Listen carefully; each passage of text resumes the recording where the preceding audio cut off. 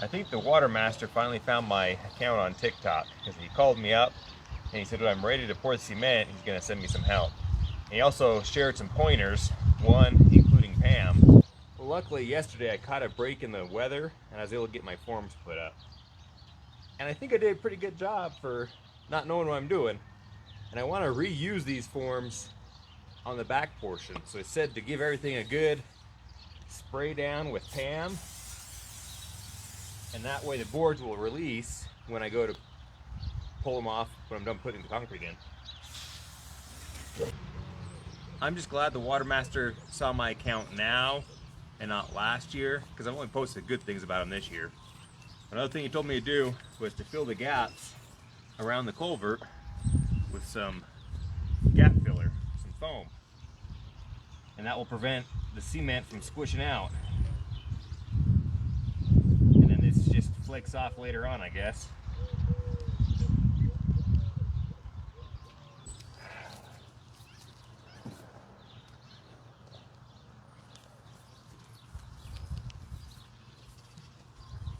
For those that still can't figure out what this contraption does, is we're gonna fill up this middle portion with concrete all the way to the top. And then in between the middle here, we'll fill it back up with dirt. Then over here in this trench, we'll do the same thing we've got set up here.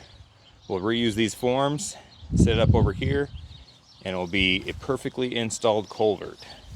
Now all I gotta do is wait for the rain to stop so I can get my mix put in there. The reason I'm putting this culvert in right here is so I can stop 100% of the water from continuing on down the ditch onto my neighbor's property. Because he also uses the water, but because he's growing a different crop, he's growing grain, it can't get wet with ditch water for the first month.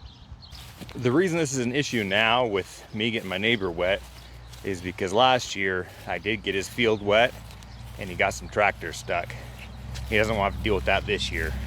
And at the time that I got his field wet yet last year, he wasn't really worried about it until his tractors got stuck. So it's kind of a learning experience for us both. Believe it or not, I try to get along good with all my neighbors, except for one neighbor that lives a mile away that's an attorney. I don't care to get along with him.